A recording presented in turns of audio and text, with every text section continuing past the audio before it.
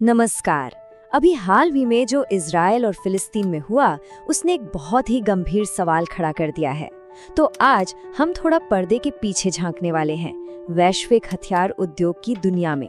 ये समझने की कोशिश करेंगे कि जब दुनिया में कहीं भी कोई भी जंग होती है तो असली खिलाड़ी कौन होते हैं। तो चलिए सीधे मुद्दे की बात करते हैं। जब जंग की इतनी दुखद खबरें आती हैं, क्या कभी सोचा है कि किसी को इससे आर्थिक तौर पर फायदा भी हो सकता है? जवाब मिलता है पैसे का पीछा करने से। ये आंकड़ा देखिए, होश उड़ाने वाला है।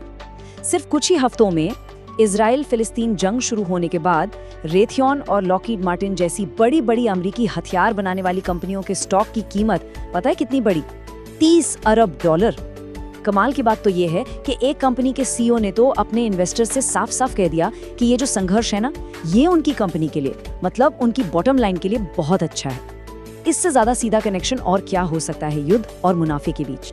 तो चलिए अब इस विश्लेषण में और गहरे उतरते हैं। पहला और सबसे सीधा सच ये है कि युद्ध एक बहुत बड़ा बिजनेस है और इस बिजनेस के पीछे एक साफ एकदम क्लियर फाइनेंशियल मकसद काम करता है।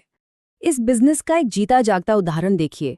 अमेरिका और इजराइल के बीच ना एक 10 साल की डील है, 38 अरब डॉलर की। इस डील के हिसाब से अमेरिका हर साल इजराइल को 3.8 अरब डॉलर के फौजी सामान देता है। और नतीजा ये है कि इजराइल जितने भी हथियार बाहर से मंगाता है, उसमें से 92% अमेरिका से आते हैं। और रुकिए, अभी जुलाई में ही F-35 फाइटर जेट्स के लिए 3 अरब डॉलर की एक और डील हुई है। और सबसे जरूरी बात यह है कि ये सारा का सारा पैसा अमेरिकी टैक्स पेयर्स की जेब से जा रहा है। लेकिन कहानी सिर्फ अमेरिका और इजराइल तक ही नहीं रुकती। नहीं, ये तो बस एक हिस्सा है। अब इस पड़ताल को एक संघर्ष से आगे ले जाते हैं और देखते हैं हथियारों के सप्लायर्स का वो वर्ल्ड वाइड नेटवर्क जो पूरी दुनिया में फैला है। और यहीं पर ना एक बहुत ही अजीब, एक चौंकाने वाली बात सामने आती है। देखिए, दुनिया में 5 देश हैं: अमेरिका, रूस, फ्रांस, चीन और यूके। इनके ऊपर यूएन सिक्योरिटी काउंसिल के परमानेंट मेंबर्स होने के नाते दुनिया में शांति बनाए रखने की जिम्मेदारी है ना? पर मजे की बात यह है कि यही 5 देश मिलकर दुनिया के 75% से ज्यादा हथियार बेचते हैं। जो शांति के रखवाले हैं, वही जंग के सबसे बड़े सौदागर हैं। ऑक्सफैम इंटरनेशनल इसी नैतिक दुविधा पर जोर देता है। वो इसे कहते हैं, ये पाखंड है, मिलीभगत है और पूरी तरह से अनैतिक है। सीधी सी बात है, जिन लोगों को जंग रोकनी चाहिए वही उसे भड़काने वाले हथियार बेच रहे हैं। इस इंडस्ट्री में ना मुनाफा हर चीज से ऊपर है। दोस्ती, दुश्मनी, विदेश नीति सब बाद में, पहले प्रॉफिट। जैसे अमेरिका इजराइल को तो हथियार देता ही है, साथ में सऊदी अरब और कतर जैसे अरब देशों को भी बेचता है। और इजराइल वो खुद अपने 24% हथियार अरब देशों को बेचता है। और तो और रूस, जिसे हम भारत का करीबी दोस्त मानते हैं, वही रूस पाकिस्तान को भी हथियार सप्लाई करने वाले टॉप देशों में शामिल है। सब घुला मिला है। और अब आता है इस कहानी का सबसे बड़ा खुलासा। असली पावरफुल खिलाड़ी देश नहीं है, जी नहीं, वो है प्राइवेट कंपनियां। एक तरह का प्राइवेट वेपन्स माफिया जो पर्दे के पीछे से सारा खेल चला रहा है। ये समझना बहुत जरूरी है।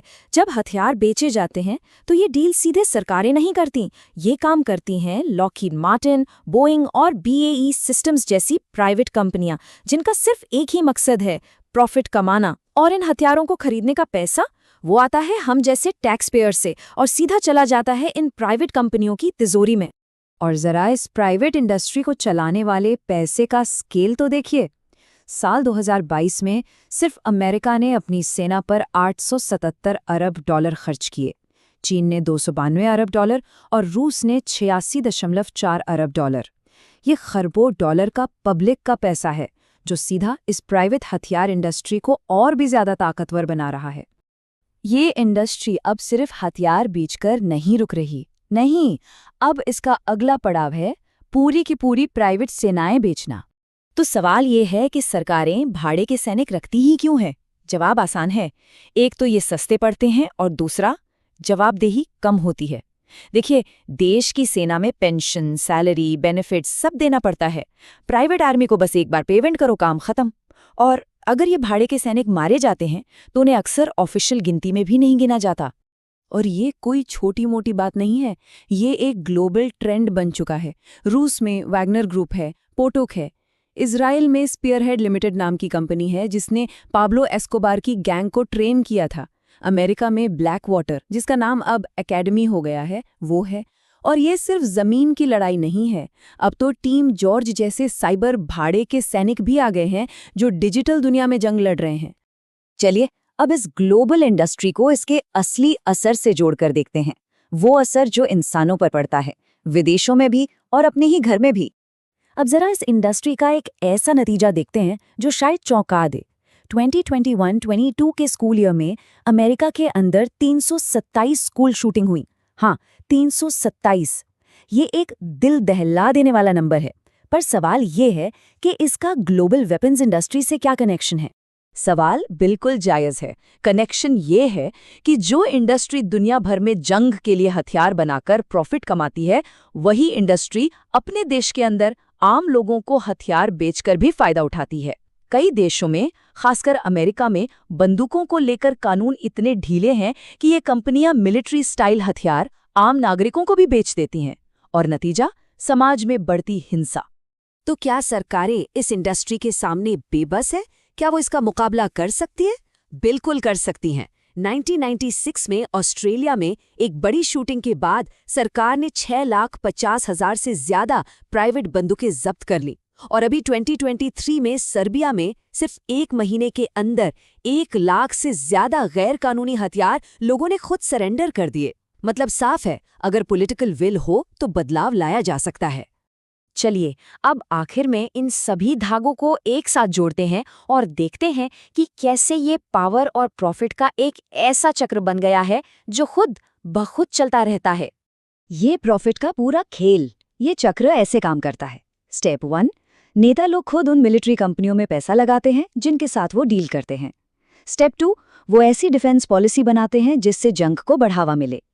स्टेप 3, फिर उन्हीं की कंपनियों को बिना किसी कंपटीशन के बड़े बड़े सरकारी कॉन्ट्रैक्ट मिल जाते हैं। और फाइनल स्टेप, ये नेता उन जंगों से सीधा सीधा पैसा कमाते हैं जिन्हें शुरू करवाने में उन्होंने खुद मदद की थी। और इसके बहुत हाई प्रोफाइल उदाहरण भी हैं। जब डिक चेनी वाइस प्रेसिडेंट थे तो उनकी पुरानी कंपनी हैलिबर्टन को इराक युद्ध का $7 अरब का कॉन्ट्रैक्ट मिला था। जॉर्ज बुश सीनियर एक बड़ी डिफेंस कंपनी कार्लाइल ग्रुप के बोर्ड में थे। और आज की तारीख में भी अमेरिका की डिफेंस पॉलिसी बनाने वाले कम से कम 15 बड़े नेताओं का इस इंडस्ट्री में पर्सनल इन्वेस्टमेंट है। और सिर्फ पैसा ही नहीं, युद्ध एक पॉलिटिकल टूल की तरह भी काम करता है। ये जनता का ध्यान देश के असली मुद्दों जैसे बेरोजगारी और भ्रष्टाचार से भटकाने का एक बहुत कारगर तरीका है।